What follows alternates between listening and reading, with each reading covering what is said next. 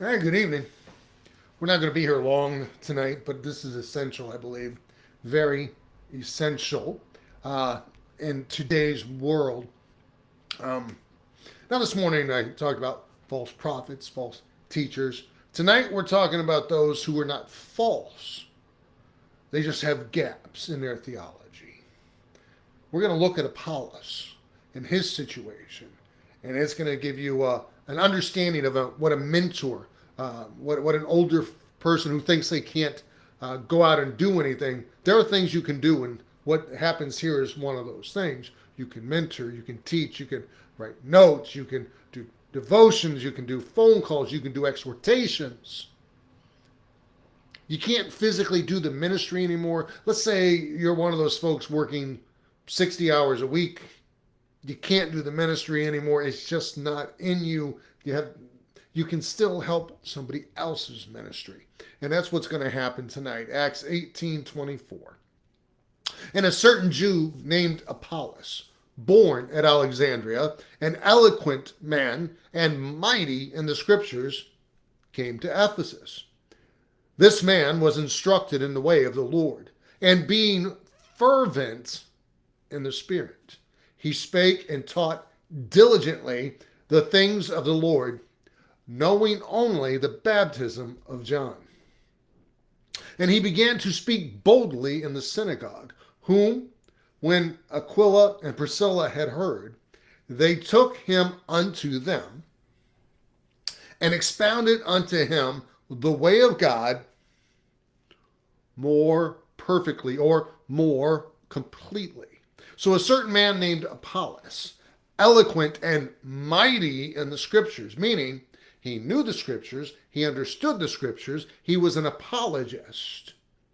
And it's important to note that at this point in time, the scriptures were only the Old Testament.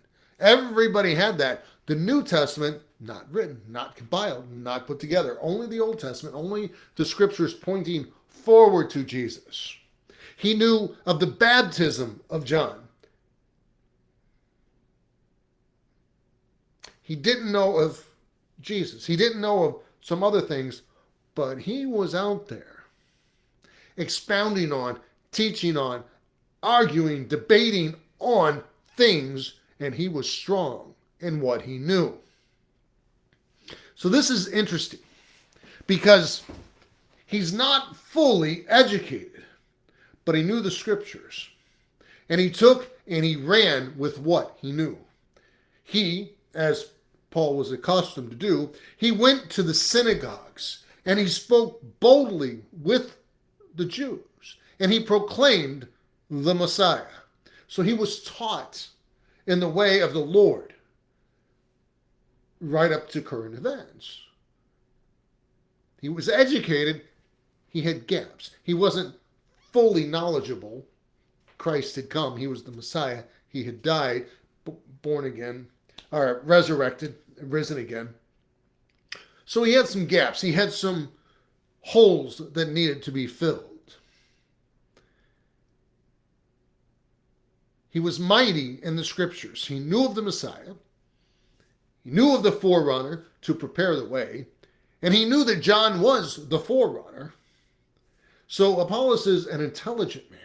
He's eloquent. He's a good talker. He's a good debater. He's got the temperament to go in and speak with them without losing his cool.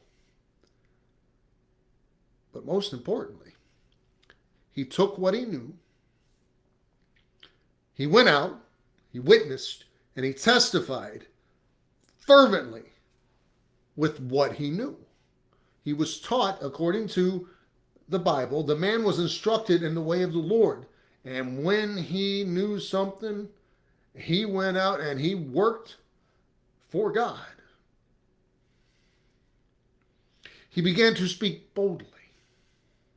He is so confident of what he knows from the scriptures, and he believes it wholeheartedly. He is unashamed. He is unafraid, and he is willing to defend his faith. We need a lot more Apollos, don't we? Wait. Then we get to Ephesus. Apollos comes to town. And Aquila and Priscilla are there. Now, they're tent makers, remember? They are tent makers, and they have worked with Paul making tents. They have talked with Paul. They've reasoned with Paul. They've listened to Paul. They've debated back and forth with Paul. They spent time with Paul. So Priscilla and Aquila, they hear this man, Apollos. And he's not telling everybody everything. He doesn't know everything. He doesn't know the perfect way. He doesn't know all the details. He doesn't understand everything. And so they shut him down. They tell him, stop talking. No, that's not what they did. They didn't jump into his ministry and say, hey, stop, you don't know what you're doing. They said, no, come with us.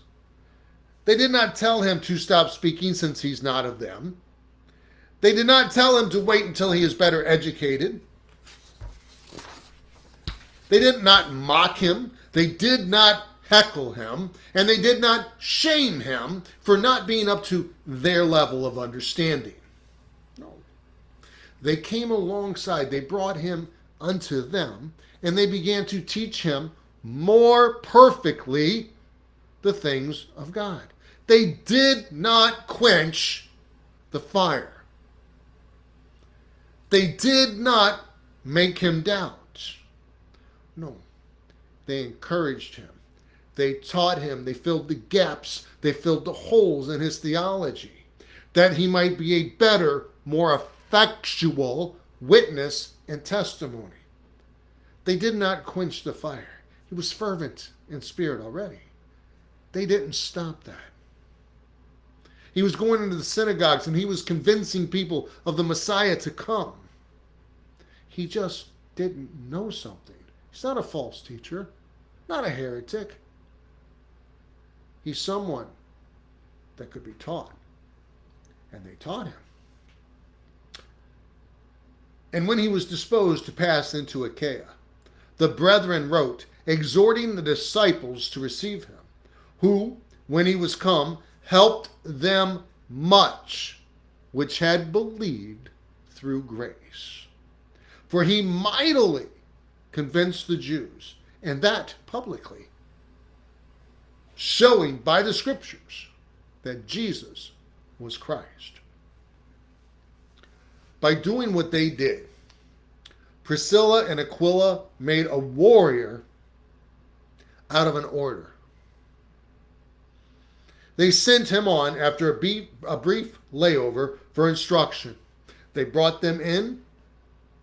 They firmly but gently perfected, polished what he knew, added the necessary stuff, exhorted him, and sent him on his way. They didn't stop him. They didn't step on his toes. They didn't shut him down. They didn't mock him. They didn't heckle him while he was talking. And Apollos took their correction. And he became a mighty warrior. Openly showing by the scriptures that Jesus was Christ. That's huge. He convinced the Jews mightily through their own scriptures that Jesus was the Christ. Paul was a learned man, and he debated on certain things. Apollos was a learned man in certain things. Aquila and Priscilla helped him, polished him up, sent him back out there. They took his strengths and they used his strengths. They shored up his weaknesses, and they made him a mighty man of God who was using the very thing that they, the Jews, held most dear, the scriptures, to bring them to Christ. They gave him more weapons to be an even mightier warrior for Christ. Priscilla and Aquila did not go negative. They did not disparage. They were an older couple who took one who was eager to serve, who was mighty, who was strong, and they helped him realize and perfect his message. This man reached so many that there was a faction fight in the book of 1 Corinthians that Paul addressed. 1 Corinthians 3:4. For while one saith, I am of Paul, and another, I am of Apollos, are you not carnal? Who then is Paul? Who is Apollos? But ministers by whom ye believed, even as the Lord gave to every man. I have planted, Apollos watered, but God gave the increase. So then neither is he that planteth anything, neither he that watereth, but God that giveth the increase. Apollos was a mighty man, and his message was a little wanting, but not untrue. And Aquila and Priscilla, they brought him in. They expounded unto him further the events, the things, the prophecies fulfilled in the scriptures. They showed him Christ. And he took that and he ran with it. And people were arguing who was better, Apollos or Paul. Apollos was the polished orator. Paul, he was the bulldog for Christ. But even Paul says, he's nothing, I'm nothing, it's God. There's an example here for all those out there who say, I'm too old or I'm too busy to serve. The example here in this section is not Apollos. The example here is Priscilla and Aquila.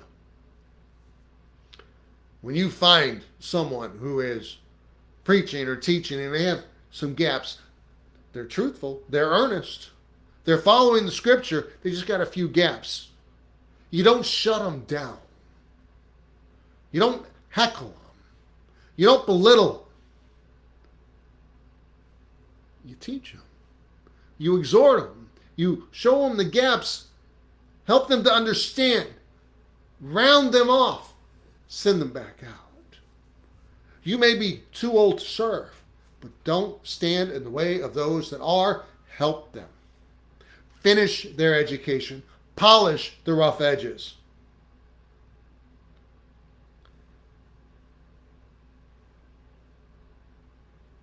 Aquila and Priscilla could have shut down Apollos' ministry. One wrong word, one negative word from a godly couple, air quotes, godly couple, can shut down a heart, can quench a spirit. Are you too old? Too busy? Fine. Then help somebody who is in the ministry. Help somebody who is still fighting the fight. You don't have to fight with them. Go out into the field and fight with them. You can lift them up. You can exhort them. You can polish them. You can sit and add to their knowledge base, their ministry, their presentation. Nobody is too old to mentor. You may be too old for door knocking. You may be too old for the teen outings, but you are not too old to expound the way of God more perfectly. And notice, I said, expound the way of God. Not your way, not your words. Okay, so they don't do it the way you do. Okay, they don't say it the way you would. You're not to expound your way. You are to expound the word, the scriptures more perfectly unto them. Help their understanding. Help their presentation. Don't change what they're doing. Round out the rough edges. Soften up the rough patches. They're prepared already. He had a mighty work already. God had Apollos come along the path of somebody who would help him. Priscilla and Aquila. He didn't bring them alongside somebody who was going to quench the spirit. And the interesting thing here is that Priscilla and Aquila, they had a part in Paul's ministry. And they had a part in Apollos' ministry. They had parts in two very huge ministries. You think they didn't touch a lot of lives? All they did was mentor. You think they didn't touch a lot of hearts? You think they didn't get all kinds of accolades when they got to heaven? They were tent makers. They stayed tent makers. But they assisted in ministries that touched the world. Are you too old for that? I don't think so. But again, expound the way of God. Expound the scriptures. Not your way. Not your will. Not your words. Are you too old to mentor? I don't think so. Most of us aren't. But think of the rewards. Priscilla and Aquila had a part in Paul's ministry. They had their part in Apollos' ministry. They touched the world with what they did, with their influence. In fact, I really can't think of any who had that kind of reach or that kind of touch in the history of the world in Christianity.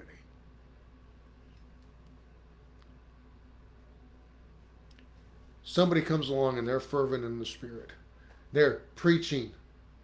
They're teaching fervently, earnestly, truthfully, biblically. But they're not quite right in certain areas. Not purposely. Not out of ignorance. They just don't know. Come alongside them. Expound the way of God unto them more perfectly, but do it gently, firmly, kindly. There's enough false teachers and heretics out there. Go after them with your vitriol, not the ones who are honestly trying, who might just have a gap or two. You can learn a lot from Priscilla and Aquila. The way they handled things.